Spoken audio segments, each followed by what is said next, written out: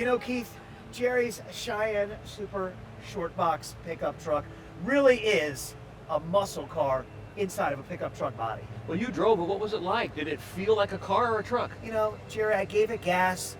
The thing took off. It was luxurious. It was amazing.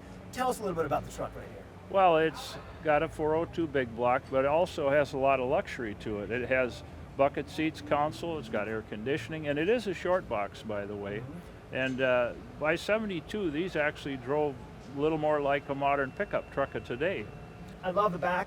Oak wood flooring in the back right there. It really gives it a nice little elegance that takes the pickup truck and gives it a little Concours elegance, if you will, Keith. You understand that. Concours elegance. A stretch, but I'll take it. All right. You know, Jerry, I've watched the prices of trucks do nothing but go up the past 3, 4, 5 years. Double again. Why is that?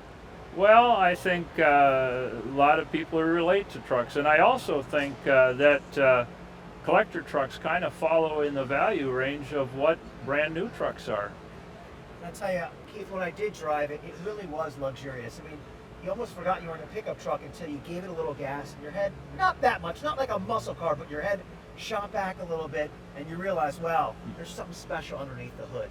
And just sitting inside of it and looking around it, obviously the condition on this is a 1. I couldn't find a flaw anywhere on it. You know, with a condition of 1 and Keith and us really saying, wow, this is a beautiful vehicle, why would you sell something like this? Well, I enjoy hunting for something special. I'm 70 years old and I own quite a few cars, but in today's age, what I like to do is find something really, really neat. It's like going fishing. I bring in that great big fish, take a picture of it, put it back. And here we'll be selling at auction, and we'll let somebody else enjoy the truck. So let's talk about collectability. This, if it were a 6-cylinder, automatic, nothing kind of truck, it'd be a C, D, F, nobody cares. But a Cheyenne Super 402 in immaculate condition, you go with me now. I'm going out there. I'm going from C to B. I've got to give it an A. Wait a second, you're going to give a pickup truck an A, I'm there. but it's a special pickup truck I'm there. with an A and with a 1. Let's talk brass tacks. What do you Well, think? so Jerry, now you're going to take this this truck and put it up onto the auction block, and you're reeling out the line and the hook. It's going to hook somebody. Sure. And what number is it going to hook them at? Well, I would say the truck should be worth around $50,000. 50,000. You know, it's not unreasonable. Not unreasonable. I'm not quite there with you. I think 45 is where it's going to get to, and that's what it's going to sell for. Well, you could be right. It just depends on who's present and who likes it. Either way, somebody is getting a pickup truck with a lot of muscle underneath. Yeah. Thank you so much. Thank you very I much. appreciate it.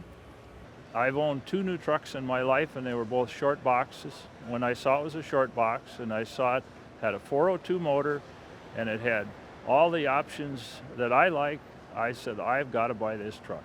And usually the 402 big block was found in maybe camper special trucks or in the bigger 3/4 ton trucks. So when you put that motor in a small half ton and a short box, it's a pretty neat combination. Well, I wouldn't be overly happy if it brought $45,000, but it is a live auction with a great audience and it's well advertised, and so I guess that would be the number.